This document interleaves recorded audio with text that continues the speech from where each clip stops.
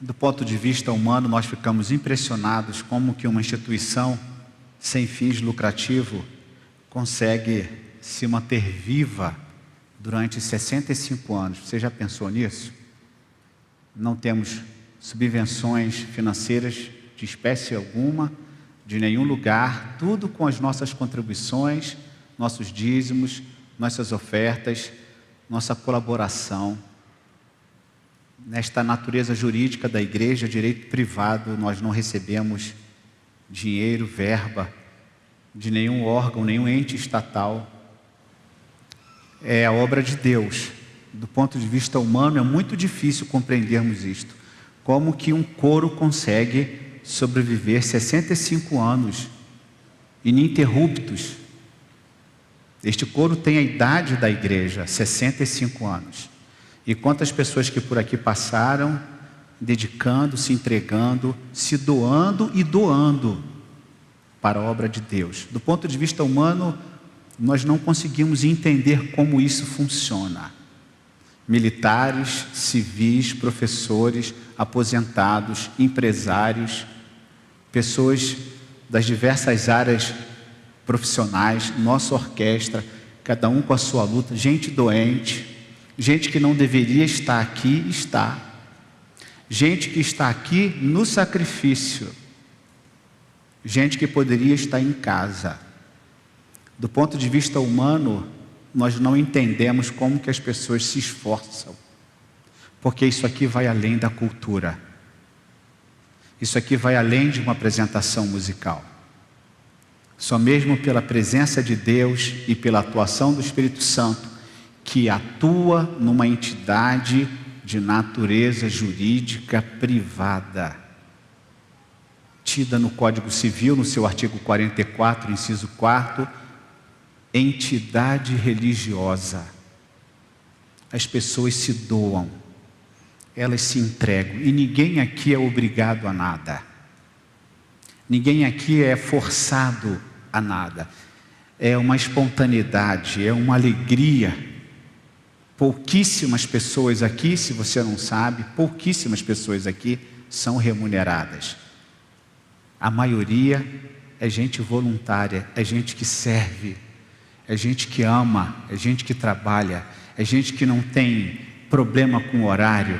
Esta semana o Coro Memorial já vem comemorando. Ontem tivemos um almoço, aproximadamente 150 pessoas. Que alegria, que comunhão, que voluntariedade, que presença dos irmãos. Mas tudo isso porque nós temos um Deus que move todas as coisas.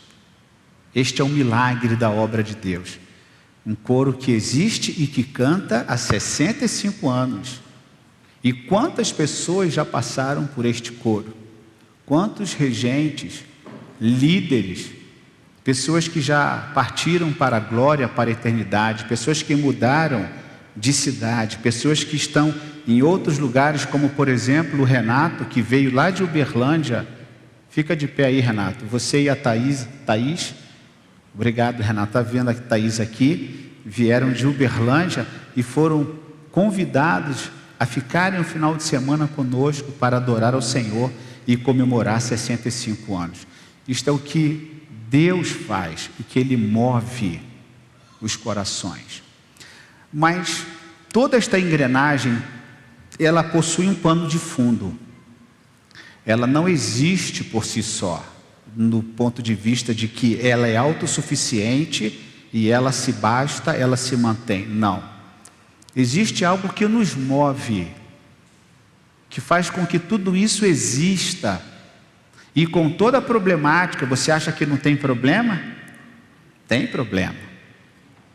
Temos dificuldade. Imagine você lidar com tanta gente, com tantas pessoas, cada um pensando de uma maneira, cada um entendendo de uma maneira, tem que ser assim, não tem que ser assim, isso está assim, não deveria ser. E você tem que administrar todas essas questões. E por trás disso tudo, eu queria destacar apenas dois elementos 2 ingredientes. Poderia aqui destacar 200, 300, mas eu queria destacar naquilo que eu julgo importantíssimo nessa engrenagem que move, que mantém, que avança, que movimenta, que mexe com as pessoas, fazendo com que elas se entreguem e produzam com alegria. 2 coisas principais que eu gostaria de destacar com você. A primeira delas está no livro das Crônicas, o segundo livro das Crônicas, no capítulo 29, os versos de 26 a 30. Segundo livro das Crônicas, o capítulo 29, do verso 26 a 30. Ezequias restabelece o culto a Deus. Estou falando aqui de uma tradição bíblica do Antigo Testamento, tá certo? No período dos reis. Poderíamos aqui, para que você pudesse entender um pouco o tempo, a localização espacial, talvez aí 1000 anos antes de Cristo, a religiosidade do Antigo Testamento, que nos apresenta alguns elementos. Um deles está aqui nesta leitura, segundo o livro das Crônicas, no capítulo 29, dos versos 26 a 30, que assim diz: estavam, pois, os levitas em pé, com os instrumentos de Davi, e os sacerdotes com as trombetas. Deu ordem a Ezequias que oferecessem holocausto sobre o altar. Em começando o holocausto, começou também o cântico ao Senhor com as trombetas, ao som dos instrumentos de Davi, rei de Israel. Toda a congregação se prostrou quando se entoava o cântico e as trombetas soavam.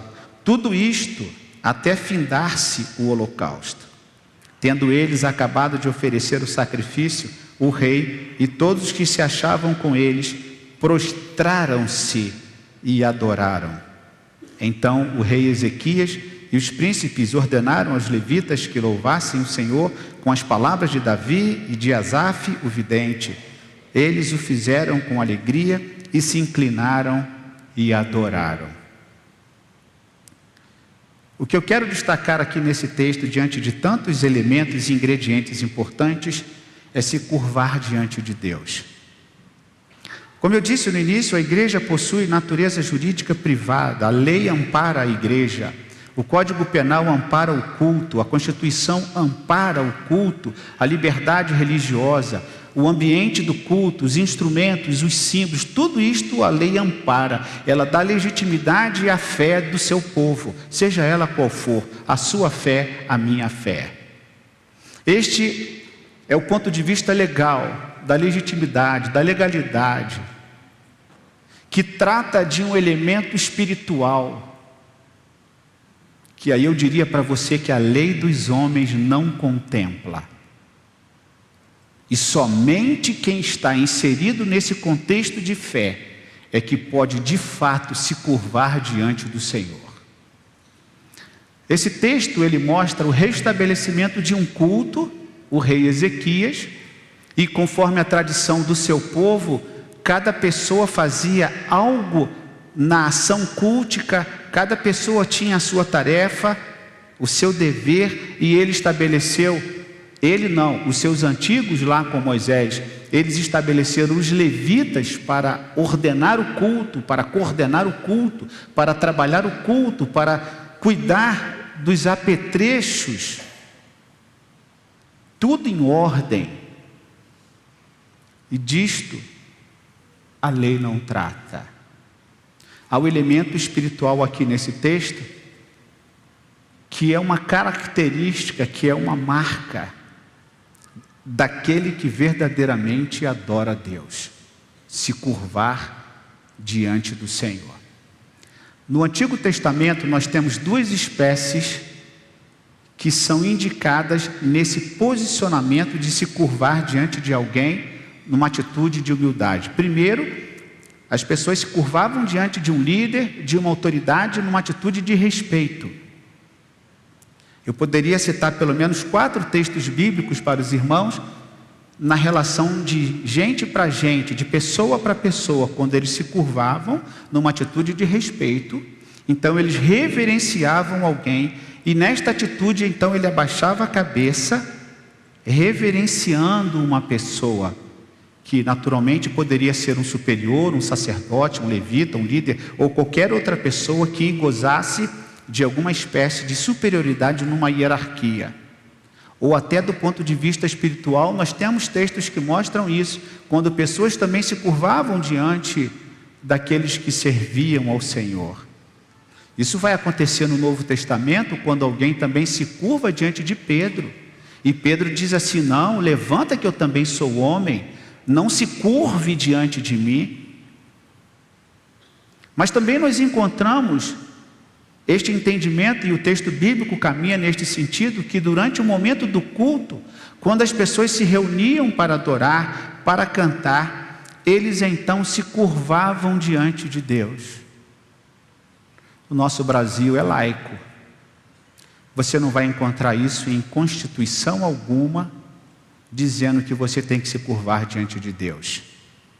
Eu já visitei alguns países islâmicos, e esta é uma realidade de muitos países. Você é quase que obrigado a ouvir, a praticar, porque a lei determina. E no Brasil nós não temos isto. Nós somos livres para adorar, para crer, e eu gosto sempre também de pensar nesse sentido. Até para não crer, a lei garante a nossa escolha. Você não vai encontrar em lugar nenhum do ordenamento jurídico algo parecido com o que você encontra aqui. Se curvar diante de Deus. Eu vou dizer para você, isso não é uma coisa fácil, isso não é uma coisa simples.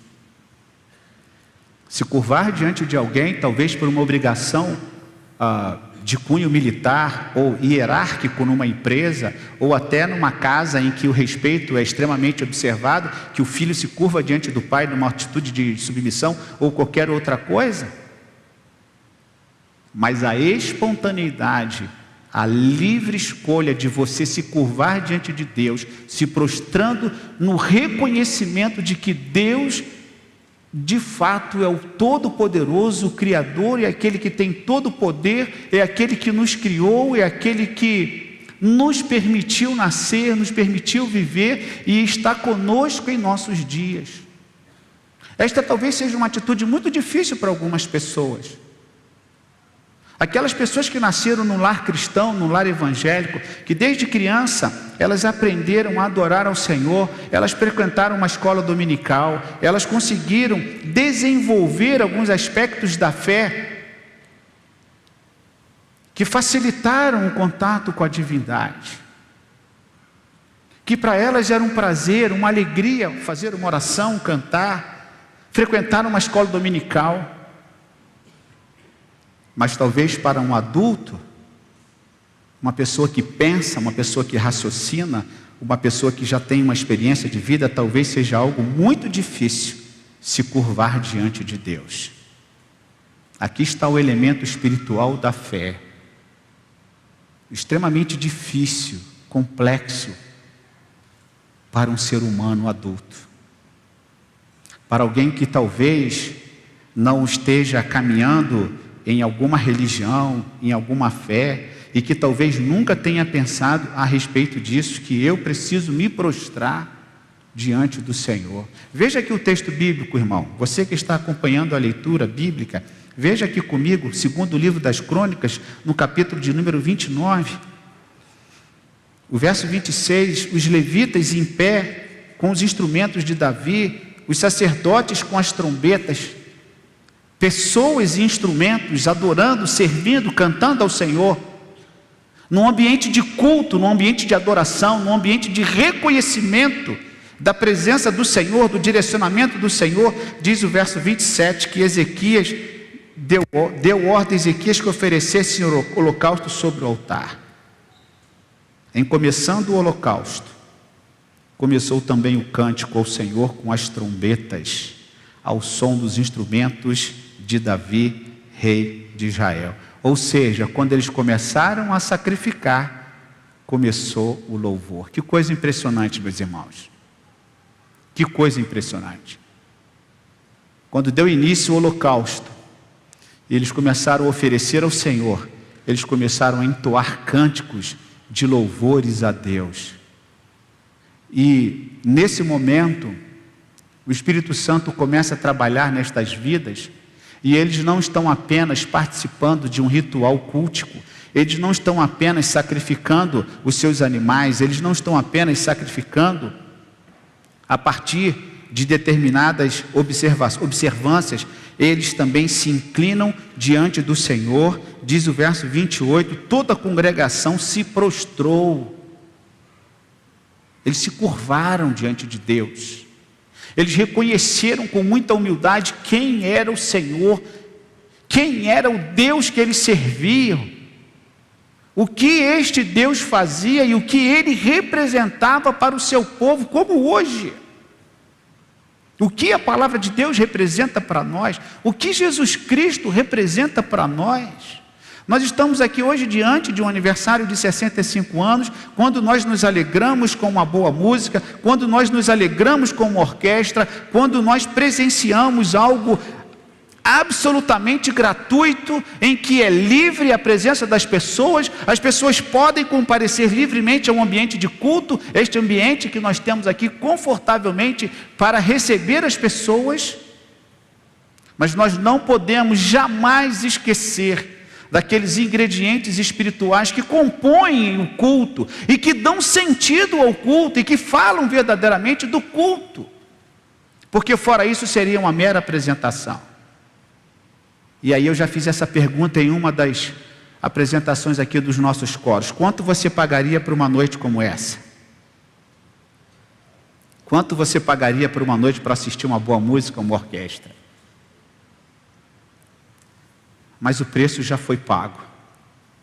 Quando Cristo na cruz morreu pelos nossos pecados, nós nos curvamos diante dele numa atitude de aceitação, de adoração, de submissão e humildade, e é por isso que esse texto ele é altamente significativo para nós, quando o povo canta, quando o povo adora e quando o povo se curva diante do Senhor.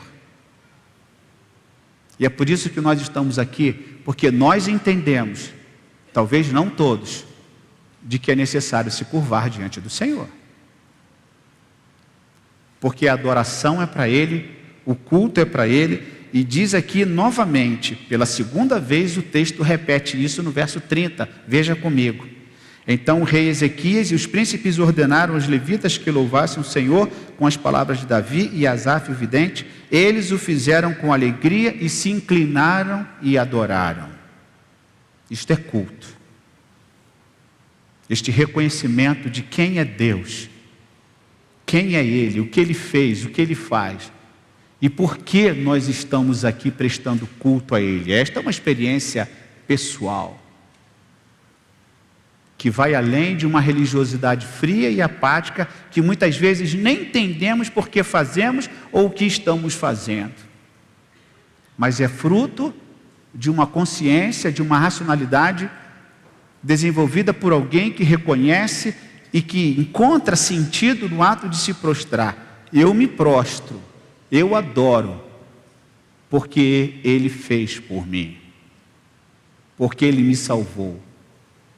E por isso eu estou aqui hoje cantando, adorando, louvando o nome do Senhor.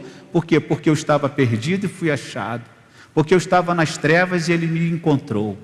E é por isso que eu adoro, e não apenas eu me curvo diante do Senhor. Mas há um segundo elemento que eu quero destacar com você. Eu poderia trazer inúmeros elementos, e eu quero trazer um elemento que é o elemento que também está dentro de toda a temática cultica, que é o serviço. O serviço na Bíblia tem a ver com culto, e culto na Bíblia tem a ver com serviço. Quando eu estou adorando, eu estou servindo ao Senhor. Quando eu presto culto, eu estou servindo ao Senhor. Este é um conceito teológico do que seja culto. E eu quero então destacar este elemento também do culto, que vai além de uma escravidão servil, mas tem no Antigo Testamento, em Êxodo, no capítulo de número 21, um conceito que eu gostaria de trabalhar com você rapidamente, para que você entenda esse aspecto do serviço. Êxodo, no capítulo 21, os versos de 1 a 6,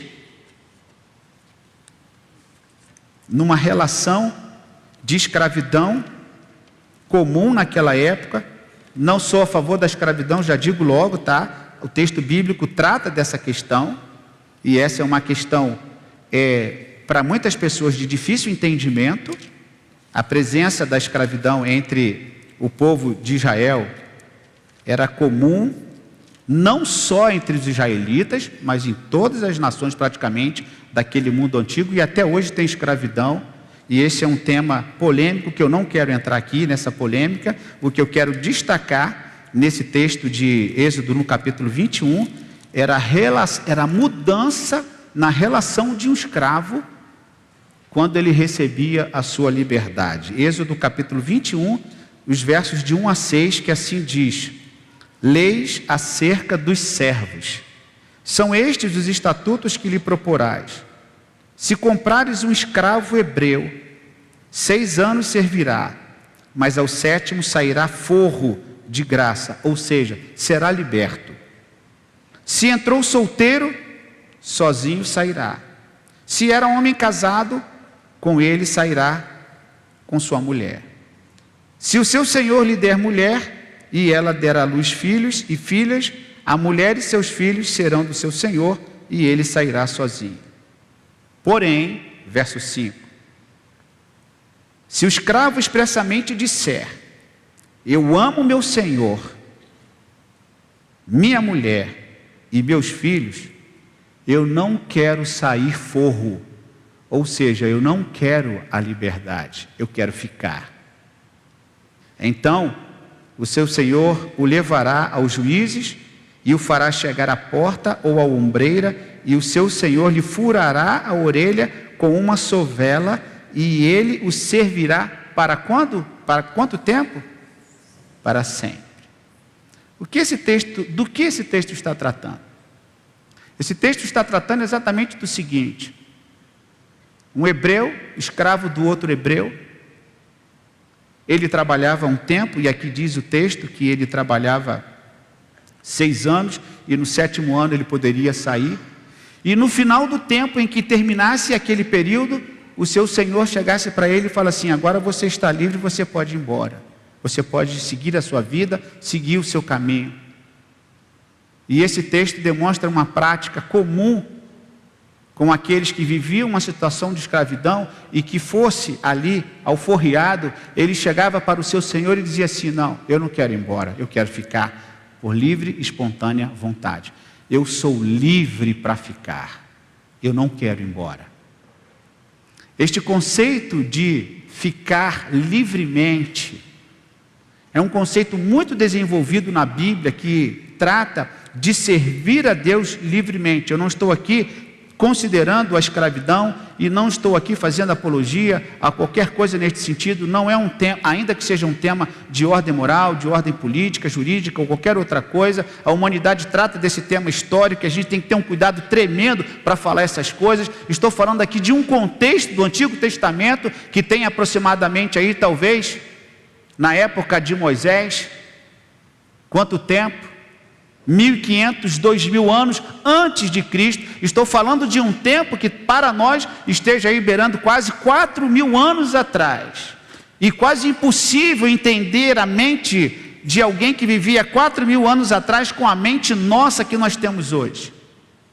O fato é que o texto bíblico retrata um tempo em que havia esta situação, e aí o seu senhor chegava para o seu servo e dizia assim: o seu tempo acabou, você não é mais escravo, você é livre, você pode ir embora. E aí o escravo dizia assim: não, eu não quero ir embora, eu quero ficar. E é interessante que quando nós estudamos conceito de família, o conceito de família do nosso ordenamento jurídico é muito diferente do que o conceito de família que existia nesta época. O que nós entendemos hoje como família, dentro do da nossa tradição, é muito diferente do que se entendia naquele tempo, quando naquele tempo família significava clã, família poderia significar uma união de várias pessoas além do pai e da mãe. Os escravos faziam parte da família, os servos faziam parte da família. Por isso as famílias numerosas encontradas no Antigo Testamento, porque era comum.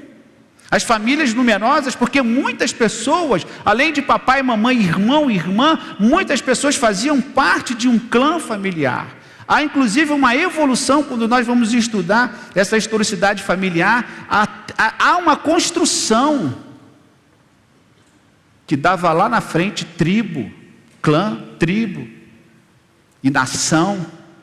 Muito interessante estudar dentro dessa perspectiva. Mas o que o texto aqui nos mostra era que o indivíduo que tinha vontade de ir embora, ele simplesmente se negava porque ele dizia assim: eu quero ficar. E quando ele dizia que ele queria ficar, ele desenvolvia uma relação de amizade, de companheirismo com o seu Senhor. E aquele aspecto da escravidão ele era desfeito. E a pessoa então passava a fazer parte da família.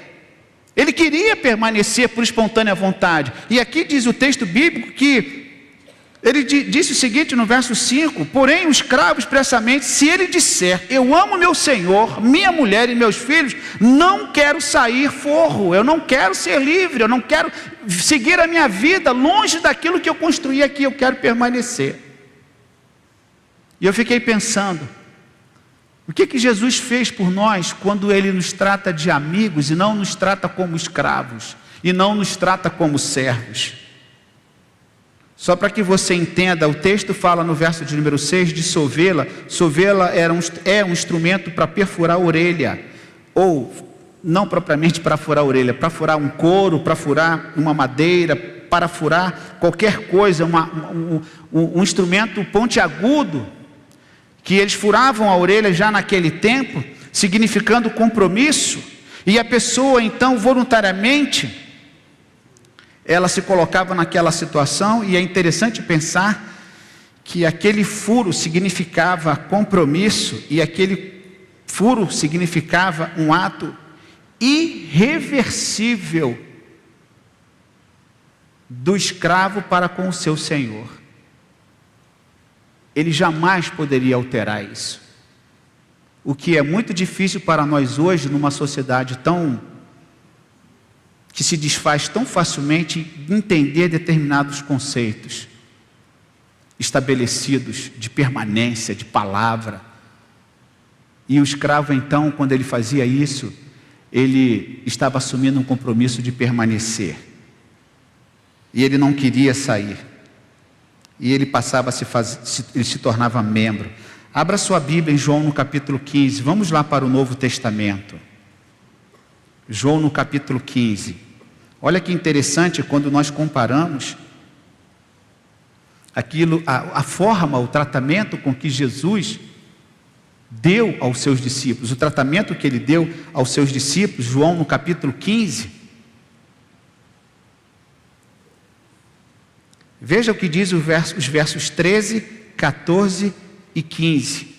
João, no capítulo 15, os versos 13, 14 e 15. Ninguém tem maior amor do que este, de dar a sua própria vida em favor de quem? Dos seus amigos. Verso 14. Vós sois meus amigos, se fazeis o que eu vos mando. E o verso 15: já não vos chamo servos, porque o servo não sabe o que faz o seu senhor, mas tenho-vos chamado o quê? Amigos, porque tudo quanto ouvi de meu Pai vos tenho dado a conhecer. Lá atrás, no Antigo Testamento, quando o escravo permanecia, quando ele rejeitava sair, quando ele se negasse a sair, porque ele encontrou a sua família, ele encontrou o seu espaço, e ali ele ficou para ser livre dentro. É mais ou menos a ideia que nós temos aqui quando Jesus diz assim: você não é mais escravo, você é livre. Eu não chamo mais você de servo, eu chamo você de amigo. Nós temos uma relação, porque o escravo não sabe o que o seu senhor faz. Quem tem empregada doméstica, quem tem empregados, quem tem pessoas subordinadas, quem exerce alguma relação de hierarquia, sabe que nem tudo nós falamos com aquelas pessoas que nós temos algum tipo de relação desta natureza. Nós não falamos tudo, há coisas que só na intimidade. Muito menos para uma pessoa que você não conhece. Porque o servo, o escravo, o distante, ele não faz parte. Ele não faz parte. E a Bíblia trata muito desse tema, daqueles que estão distantes, daqueles que estão longe, daqueles que não fazem parte da casa. A Bíblia trata muito desse tema de uma forma escatológica, de uma forma futura, dizendo o seguinte: nem todos vão se apresentar diante da mesa. O que isso quer dizer?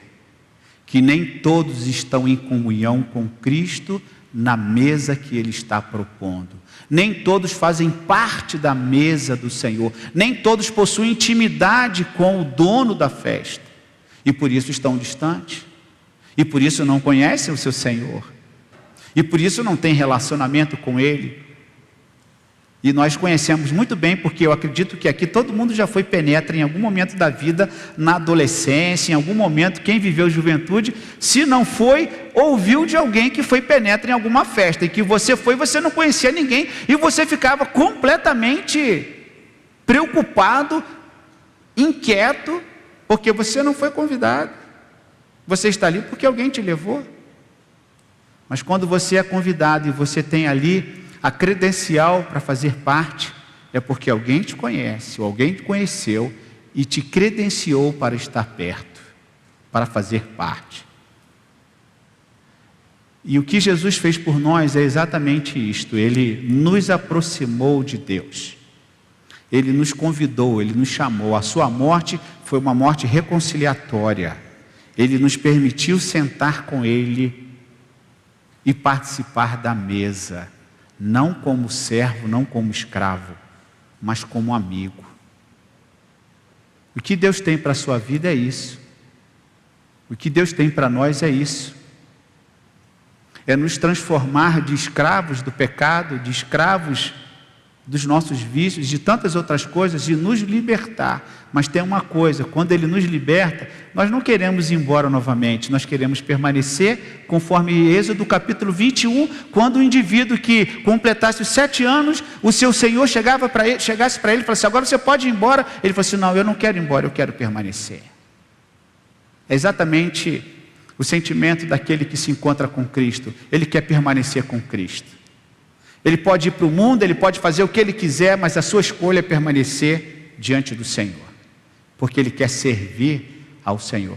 Então, este segundo elemento, que é o elemento do serviço ao Senhor, de uma entrega ao Senhor. E é interessante pensar que em 3 textos da palavra de Deus, Tiago capítulo 2, 23, não precisa, se quiser colocar, pode colocar, minha irmã.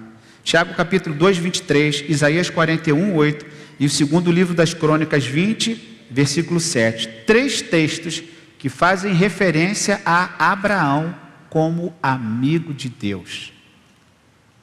Essas 3 referências que eu passei aqui, 3 referências que fazem referência, 3 referências que fazem de Abraão o amigo de Deus. Se você quiser anotar e pesquisar depois em casa. Abraão, o amigo de Deus, aquele que tinha relacionamento com Deus, aquele que conhecia Deus, aquele que foi liberto para se relacionar com Deus, e é o que Ele tem para nós. Talvez você nunca tenha pensado nisso, talvez você nunca tenha imaginado que Deus gostaria que você fosse amigo dEle. Mas como assim? Eu posso ser amigo de Deus? Você é amigo da pessoa que está ao seu lado, que é imperfeita, que é cheia de pecado. Por que você não seria amiga de Deus ou amigo de Deus? Por que você não inicia um relacionamento de amor com esse Deus? Por que você não inicia um relacionamento de confiança, de entrega, de fé? Porque nós não nos aproximamos diante daquele que quer a nossa amizade e quer o nosso bem, e quer fazer morada em nosso coração, e quer nos salvar, e quer nos transformar, e quer habitar conosco, e quer nos conduzir diariamente, todos os dias, não apenas num culto de domingo, mas aquele que quer amanhecer com a gente na segunda-feira e quer ir até a sexta-feira, o sábado, domingo e todo o tempo, conforme Jesus disse: eis que estou convosco todos os dias até o final de todas as coisas. Esta é a mensagem do Evangelho, a presença de Deus conosco, este Deus que nos busca para sermos amigos e não escravos, para sermos amigos e não simplesmente servos, para termos relacionamento com o Senhor e conhecê-lo com toda a sua grandeza, com todo o seu poder, mas ao mesmo tempo aquele Deus que nos ouve em nosso quarto secreto, quando nós nos ajoelhamos desesperados, clamando a Ele por alguma coisa, e Ele está a nos ouvir. Você nesta noite aqui, você está numa condição de escravo, distante, não conhece. Nesta noite eu quero lhe apresentar esta possibilidade de você fazer de Deus o seu amigo, aquele ouvinte, mas aquele que também fala através da sua palavra. Aqui nós encontramos, irmãos, esses dois elementos: se curvar diante do Senhor, numa atitude de humildade, de reverência, numa atitude de culto, e servir ao Senhor, não como servo, mas como amigo, num relacionamento bondoso com o Senhor, que desfaz todo o entendimento de uma escravidão desumana, cruel, que sufoca e que machuca, mas num relacionamento pessoal com o Senhor, na condição daquele que fica para servir espontaneamente. Feche os seus olhos, eu gostaria de orar com você nesse momento. Eu gostaria que você pensasse sobre a sua vida espiritual, sobre a sua eternidade. Eu gostaria que você pensasse: Deus o trouxe aqui com um propósito. Deus o trouxe aqui porque Ele quer ser teu amigo, porque Ele quer conviver com você, porque Ele quer falar ao seu coração através da sua palavra. Deus o trouxe aqui porque Ele se inclina a nós, porque Ele ouve o nosso clamor, porque Ele nos ama e por isso Ele morreu naquela cruz para nos salvar. E é por isso que nós nos curvamos diante deste Deus Salvador, deste Deus que em Cristo Jesus morreu naquela cruz pelos nossos pecados, para nos libertar de toda a escravidão, para nos libertar de todo o pecado, para nos trazer sentido verdadeiro da vida, para nos encontrar e nos tirar deste mundo perdido e nos trazer para a sua maravilhosa luz. Você que aqui veio nesta noite, você que participou deste momento de culto, eu gostaria de deixar esta reflexão com você. Aquilo que nós cantamos e que estamos celebrando aqui vai além de uma apresentação, mas nós estamos aqui adorando e exaltando o nome do Senhor, o nome que é sobre todo nome, o nome que um dia todos nós, todo joelho se dobrará diante dele, grandes e pequenos, pobres e ricos, todos, absolutamente todos, um dia irão se prostrar diante do Senhor, reconhecendo que Ele é Deus, reconhecendo o Cordeiro que tira o pecado do mundo. E eu quero perguntar a você nesta noite que aqui está: você reconhece através da fé, dos olhos da fé, este Deus que enviou Jesus Cristo para nos libertar dos nossos pecados? Você crê nisso? Você aceita o sacrifício de Cristo? Você nesta noite não gostaria de entregar a sua vida ao Senhor, num desejo espontâneo, livre, de poder servir a Cristo, quem sabe nesta igreja ou em outra igreja? E eu gostaria que você pensasse e saísse daqui com esta mensagem: o Senhor quer ser seu amigo, Ele quer falar ao seu coração, Ele quer desenvolver uma amizade com você. E este é o milagre dos 65 anos de existência deste coro. O Deus que caminha conosco, que está presente conosco, o Deus que faz milagres, o Deus que realiza a sua obra maravilhosa, o Deus que alimenta a sua igreja e o seu povo, E nós não precisamos de mais nada, nós só precisamos da presença do Senhor entre nós. Ó Deus, te louvamos, ó Pai. Te louvamos porque por meio deste culto, da celebração dos 65 anos, nós podemos servir ao Senhor, podemos saber que o culto vai além de um ajuntamento humano, podemos saber que o culto vai além, ó Deus, de uma permissão jurídica do nosso ordenamento, porque nós temos os elementos espirituais, a presença do Senhor sobre a tua igreja, sobre o teu povo, Senhor, que extrapola a nossa compreensão humana, que extrapola qualquer conceito humano, de filosofia ou de qualquer outra área da ciência, que muito nos ajuda, mas acima de tudo o elemento da fé, Pai, que nos faz crer nos teus milagres, que nos faz crer na tua presença, presença de poder, de graça, presença que transforma, presença que faz do escravo um ser livre em Cristo Jesus, presença que nos faz permanecer com o Senhor, ainda que tenhamos o desejo e a vontade de adquirir a nossa alforria, mas nós preferimos permanecer nos teus caminhos, na tua obra, servindo ao Senhor, nos inclinando diante de ti, nos curvando diante do Senhor, porque tu és Deus, Pai. Por isso, ó Pai, a nossa oração nesta noite, e pedimos por tantos que estão aqui neste templo, Senhor, mas também aqueles que estão nos acompanhando pela internet, que hoje seja uma noite de encontro com o Senhor, que vai além das nossas perspectivas humanas, mas que seja um encontro de fé com Jesus Cristo, o nosso Senhor e o nosso Salvador. A Ele toda honra, toda glória e todo louvor. Amém.